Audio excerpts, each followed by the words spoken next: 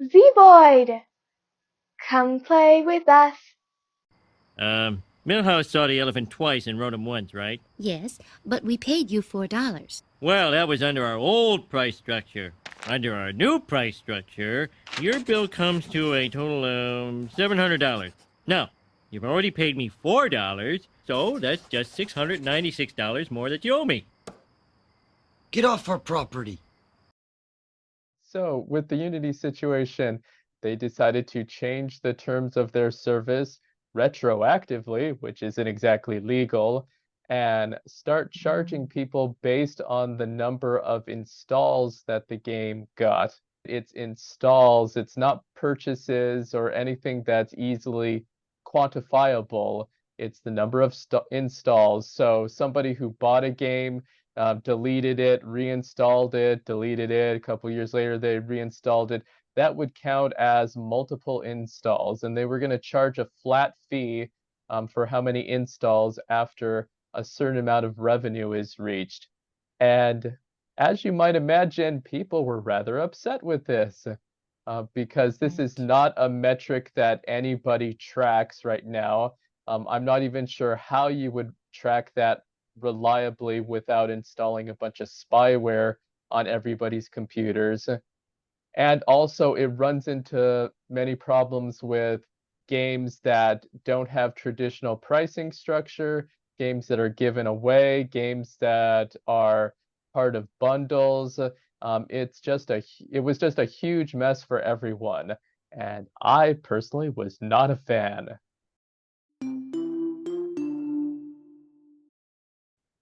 I would say that your setup is absolutely ridiculous.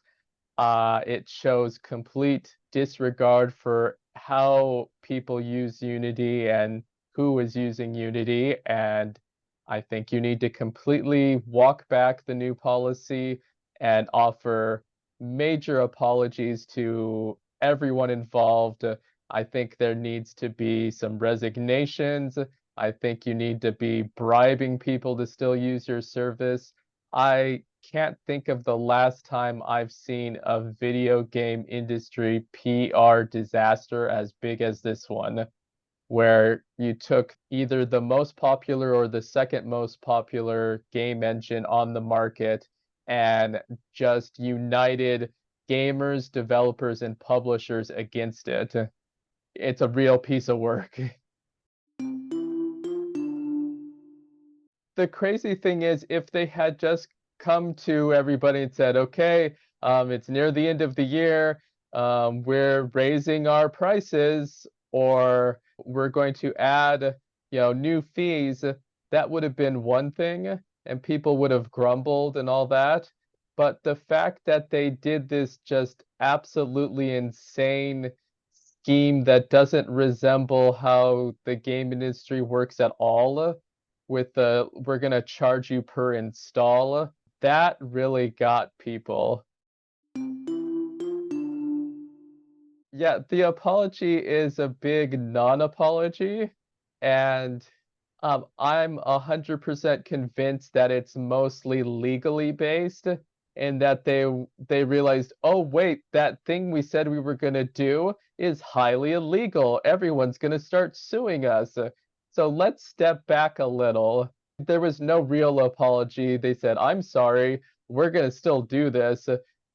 They changed it.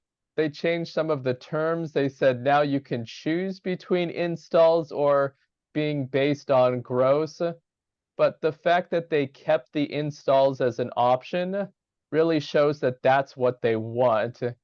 And they're saying, oh, you don't have to do it now, but they're 100% going to make it mandatory at some point. The fact that they didn't remove it entirely.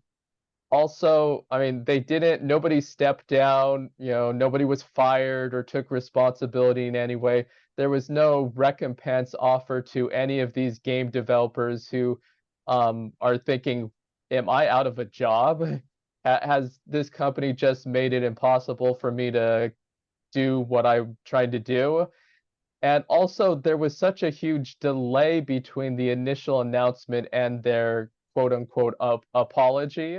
I was really shocked that they didn't immediately walk it back or at least try to do something much sooner. They gave a lot of time for people to decide, okay, well, I'm done with Unity now.